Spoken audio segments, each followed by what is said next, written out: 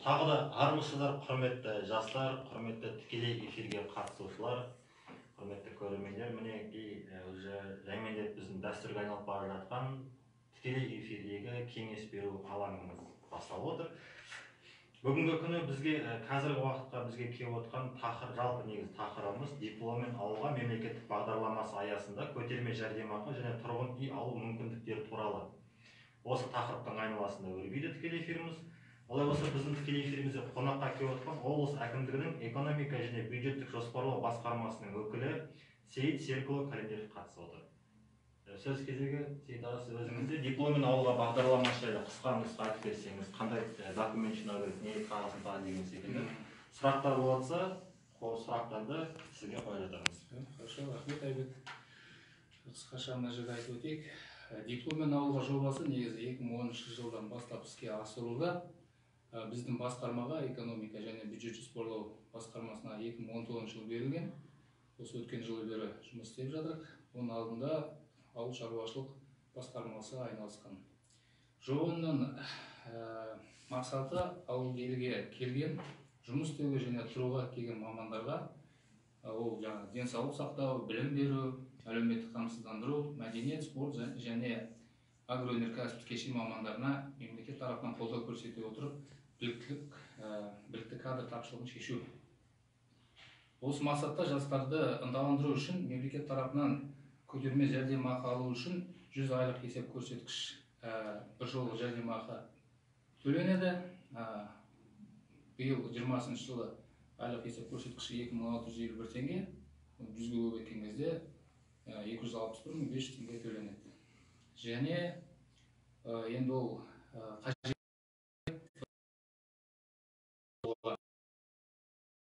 пайызбен айлық есеп көрсеткіш көлемінде жеңілдетілген бюджеттік кредит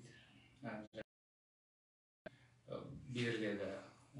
Бұл бір адамға 3.976.500 теңге қаралады. Дипломмен ауылға биылғы жылы 260 маманға тұрғын үй сатып алу немесе соғуға республикалық бюджеттен 1.033.890 теңге қарастырылып отыр.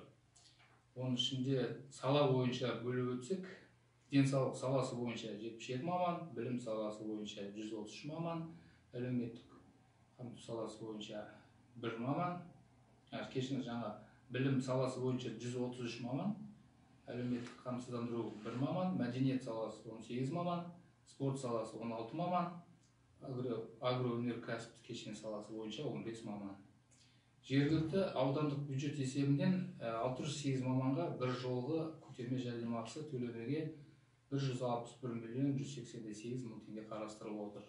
Оның ішінде ол сала бойынша бөліп өтсем, денсаулық саласы бойынша 153 маман, білім саласы бойынша 118 маман, әлеуметтік қамсыздандыру 12 маман, мәдениет саласы 29 маман, спорт саласы бойынша 38 маман, агроөнеркәсіптік кешен саласы бойынша 58 маманға. Бұл қысқаша енді жалпы келесі жылға да уже ұлттық экономика министрлігіне бюджеттік өтінім жолда қойдық. Ол жерде 188 маманға 1.611.936 теңге бюджеттік өтінім жолдадық. Енді сұрақтарымыз фақат болмай жатса, мен мына жерде негізі жұмыс ауданда бюджет, экономика және бюджет бөлімдері өткізеді. Ол жерде комиссия құрылады, құжаттардың бәрі комиссияна қаралып, сол жерде шешім қабылданады. Және ұлттық экономика министрлігі 72-ші бюросы бар. 2014 жылғы қарашада соның ішінде қағидалар бекітілген, сол қағидаға сәйкес жұмыс жасалады.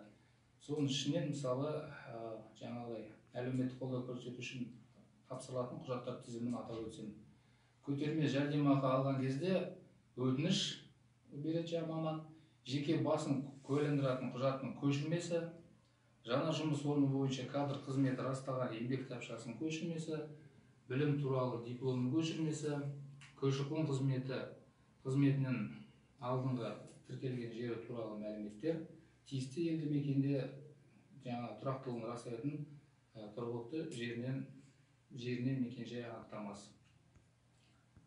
Бұл енді осы уақытқа дейін небір хаттар түсіп не қылып жатыр. Мынау мысалы қалаға барып оқып келеді, пропискасы мысалы қалады ғой өзінің несінде.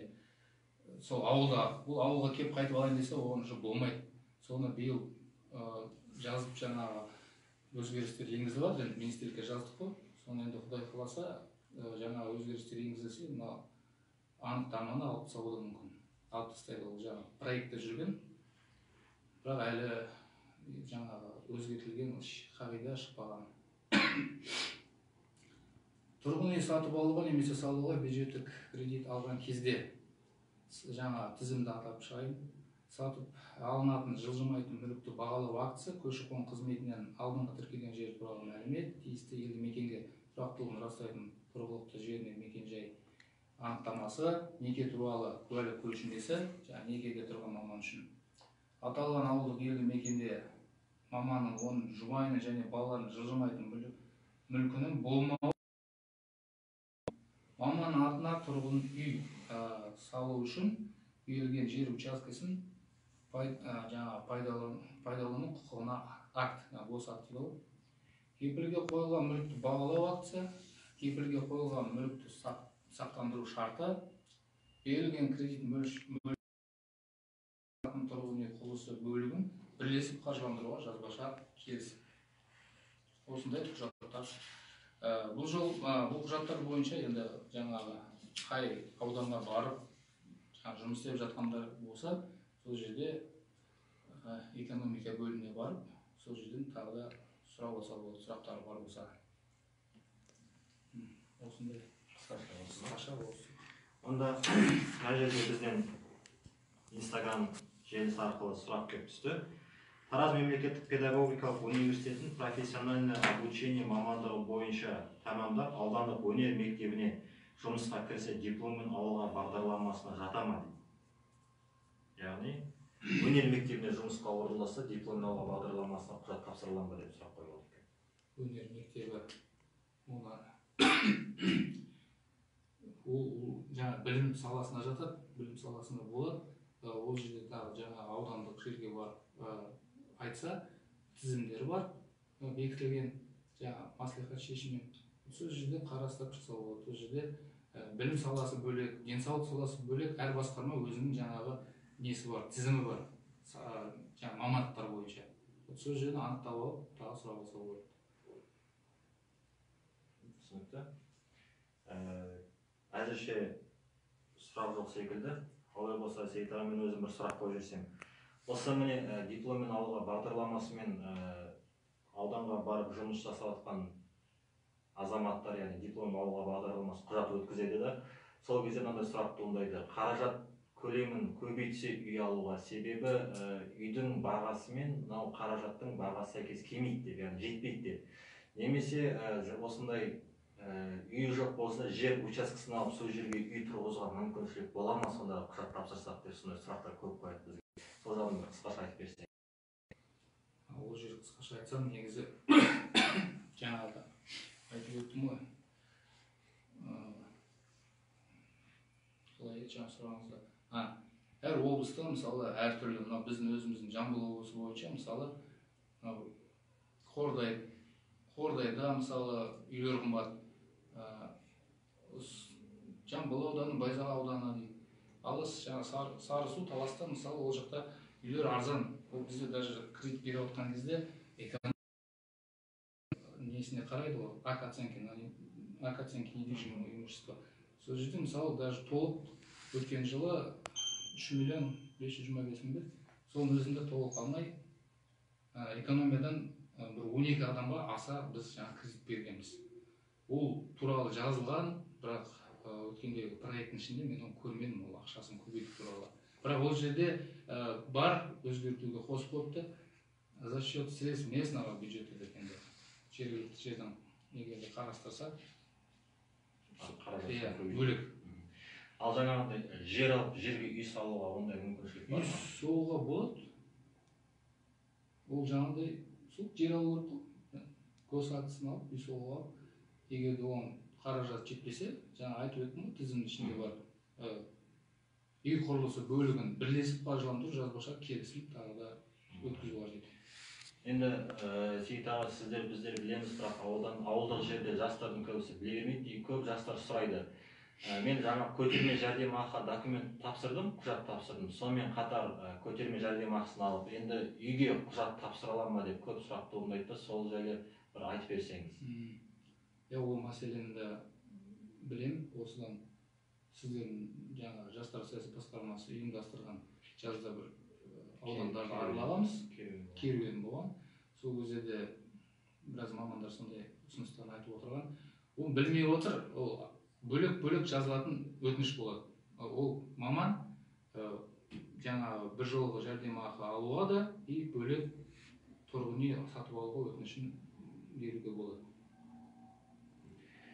Бірге жазса болады, или бөлек қалса да болады. Енді қаржыға қарай ғой.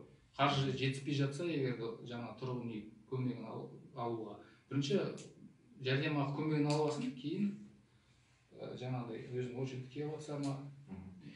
Түсінікті. Сосын ауылдық жерлерге барған кезде көп мынандай мәселе туындайды. Мысалға, жаңа тұрғын үй алуға қаржыны алады, бір жыл, 1,5 жыл жұмыс істейді да, толық өтемей жұмысын ауыстырады. Немесе жұмыстан шығып береді. Сол кезде қалай болады деп жастар көп сұрақ қояды, қорқақтайды кішкене. Соны айтып берсеңіз. Қандай ол штраф салына ма, немесе ақшаны қайтарып бере ма, тағы қандай мәселе қозғалады, соны айтып берсеңіз. Штраф енді маман кредит, жаңа бюджеттік несиені алған кезде маман ауыл әкімдігі және жаңағы сенім білдірген өкіл, ол бізде ауыл шаруашылық қолдау қоры бар. Сол ауыл шаруашылық қолдау қоры негізі кредитті аударатын. Жәрдемақыны жаңа экономика бөлімі аударады, прямой жаңа счетына. Сол келісімде үш шарт, сол жерде бәрі жазылады. Ол маман 3 жыл бойы жұмыс істеу керек. Егер де келісім шартты бұзып жатса, енді ол келісім шарт мен ала келген жоқпын, бірақ ол маман енді өзім алған маман болса келісім шартты оқыған шығар, сол жерде жазып тұр. 25%-ға дейін жаңағы нецелевой использование дегені бар. И жаңағы не туралы бар. Келісім шартты бұзған үшін, мысалы 3 жыл істемеймін десе, толық жаңағы алған ақшасын өтеу керек та, штрафын төлейді. Сосын мына жерде тағы бір кезде бір ауылдық жерде дипломмен ауылға бағдарламасымен тұрғын үй алып, сол жерде жұмыс жүргізіп жатқан бір жас маманмен кездестік. Сол айтып жатыр да, мен өзім жұмысымды ақтарып жатырмын, бірақ оптимизация деп жатыр, бүйтіп жатыр, бізді қысқартуға жіберіп жатыр. Мен мемлекеттен қолдау алып отқан маманмын, мені міндетті түрде мен оптимизацияға ілінем ба, әлде мен жұмысым толық аяқтауым міндетті ма деп сол жағын сұрап жатыр да. Егер мен қысқартылып қалсам, ақшаны қайтарам ба деген сұрақтар туындады. Соған айтып берсеңіз. Ол жағын жауап бере алмаймын. Ондай сұрақтар енді. Бізде енді экономика көп нәрсеге жаңағыдай не болмағаннан кейін, мысалы, мемлекеттік қызмет дейді ғой, жаңа госуслуги, оны беріп отырғаннан кейін уже көп нәрсені біле қоймаймыз да. Түсінікті. Әлеумет жөнінде сұрақтар жоқ па екен? Жоқ. Ондай болса аяқтаймыз онда. Уақыт бар ма? Енді құрметті жастар, белсенді болып сұрақтар болса қойсаңыздар болады. Дипломмен ауылға бағдарламасы әрине ол жастарды, білікті мамандарды ауылдық жерге тарту, ауыл ел бесігі деп қазақта бекер айтпайды. Сол жерде ауылдық жерге қызмет ету мақсатында құрылған бағдарлама. Бұл жерде түрлі сала бойынша, жаңа Сейіт ағамыз айтып кетпекші, түрлі бағыттарда салалар бойынша қаржылар, қолдаулар көрсетіледі. Сұрақтарыңыз жоқ болса, ондай болатын болса, осымен біздің эфирімізді аяқтасақ деген ұсыныс түсіп отыр менде. Бір мәселе айтып өтсе болады ма? Айтып өтіңіз. Мынау енді кредит дейміз, бұл да жаңа басқа да бір кредиттер бар ғой, потребительский кредит дейді. Сол сияқты ұмытпау керек. Үкімет қолдау көрсетіп беріп жатқаннан кейін, мынандай 0,100% бұны көп елдер әрқандай жағдаймен енді төлемей кетіп жатыр. Сонымен қазіргі осы 2019 жылдан бастап біз мониторинг жүргізіп жатырық. Жаңағыдай қарыз болып отқан мамандар сотқа беріп, осындай жағдайлар көп болып жатыр. Кредитті алғаннан кейін негізі уақытылы төлеп тұрған дұрыс. Соның өткенде ауданда аралаған кезде де бір кісі айтады, мен декретте отырмын ғой дегендей. Декретте отырсаңыз, мысалы, басқа банктан да алса да, Каспийден алса да төлемей қоймайды, ол пенясыз жүреді. Ол банкқа тем более жақсы. Пенясымен штрафын өсіреді, ертеңгі сотқа беріп, одандар көп төлейді. Сондықтан кредит алғаннан кейін оны төлеп уақытылы жауып отырған дұрыс болады деп. Рахмет. Мына жерде бір сұрақ түсіп отыр. 3 жылдан кейін келісімшарт аяқталған соң сол жерде тұрақты жұмыс таба ала ма дейді. Енді сұрақты дұрыс қоймаған шығар. Ол жұмысқа тұрғанмен міндетті түрде жұмыс атқарады. Осы 3 жылдан кейін сұрақты өзгеше мен өзім қойсам, келісімшарт аяқталғаннан кейін ол сол жерде қалу міндетті емес шығар. Міндетті емес қой. Басқа жер ауысып кете салады. Себебі осы сұрақты негізі осылай қойғысы келген шығар. 3 жылы бітіп кредитін жаңағыдай жоқ, ары қарай толық төлеп кетем десе, толық жабу керек. Негізі ол 3 жыл істегеннен кейін кетем десе, толық жабу керек. Ары қарай жұмыс істесе, 15 жыл. Мына жерде тағы бір сұрақ түсті. Енді сұрақ қойып отыр біздің көрермендер. Бағдарламаға өзгеріс енгізуге болады ма? Мысалы, қала мен ауылдың айырмашылығы тек картадағы шекарасы ғана. Соны қалай өзгертуге болады? Оны үлкен қалаларға қолдану керек шығар деп ойлаймын дейді. Бұл сұрақты былай. Бұл жерде жастарда көп көтеріледі. Мысалы ғана бізде моно қалалар, яғни Шу қаласы, Жаңатас, Қаратау қалаларына қала деген статус берілгендіктен ол жерде бұл бағдарлама жүзеге аспайды. Осы қалада жұмыс істейтін азаматшаларымыз осы бағдарламаға бізді енгізсе, біз кішкентай қаламыз ғой, ауылдық жерде қаламыз деп айтады да, сол жайлы бір қысқаша айтып берсеңіз. Қысқаша айтқанда ол мәселе көтерілген, ол туралы талай рет ұсыныс жазғанбыз. Проблемалық мәселелер кезінде де жазылған, денсаулық сақтау басқармасы да жазған. Үстіп жаңағы моноқалалар, Қаратау, Жаңатас, Шу шағын қаласы, сол жердің мамандар алмайды деп. Оны қолдау таппады. Жаңа ұсынысымыз жаңағыдай қай жерде мысалы мынандай заңға сәйкес орысшасын шығарып қойдым да, қазақшасы орысша. Агроөнеркәсіптік кешенді және ауылдық аумақтарды дамыту мемлекеттік реттеу туралы Қазақстан Республикасының 2005 жыл 8 шілдедегі 66 заңы бар. Сол жердегі 18 бар, 8 тармақта көрсетілген ғой. Ауылдық елді мекендерге жұмыс істеуге және тұруға келген жаңағы денсаулық сақтау, білім, тағы да басқа. Сол мамандарға жергілікті өкілді органдардың маслихаттардың шешімі бойынша көтерме жәрдемақы және тұрғын үй алу немесе салу үшін әлеуметтік қолдау көрсетіледі деп.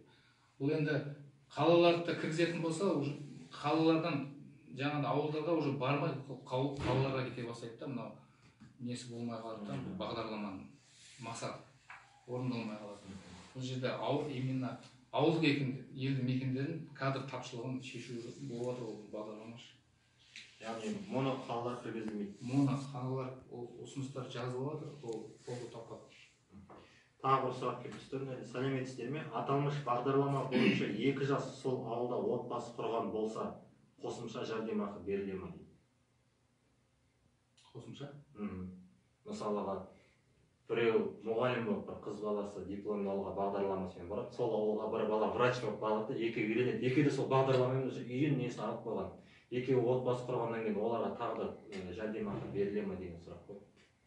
Енді ол басқа жәрдемақы жағын білмеймін, онда денсаулық сақтау бар, әлеуметтік жаңағы басқармасы бар ғой. Сол жақтан берілген болмаса, бізден тек қана осы кредит, ол екеуі де жазалады. Жаңағы бір жол жүріп, жаңағы жәрдемақыны алуға да, тұрғын үй алуға да. Яғни екеуі де үйленбей тұрып, отбасы құрмай тұрып, егер осы бағдарламамен қаражат алып қойса, екінші рет алмайды жолы. Солай ғой? Екінші рет алмайды. Түсінікті. Сұрақ па?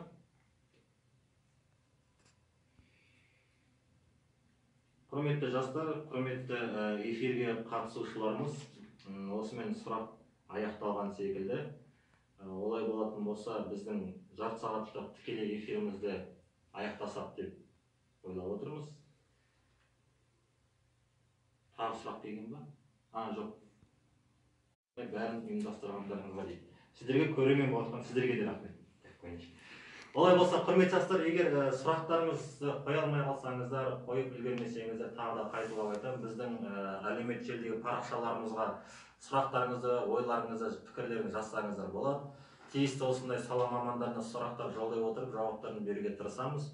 Олай болса, бүгінгі міне жарты сағаттық біздің тікелей эфиріміз аяғына жетті. Келесі кездескенше, яғни ертеңгі күні дін істері басқармасының өкілдері, жер қатынас және де білім басқармасының мамандарымен бізде тікелей эфир ертең тағы да жалғасады. Олай болса, ертеңге дейін кездескенше сау болыңыздар. Рахмет көп.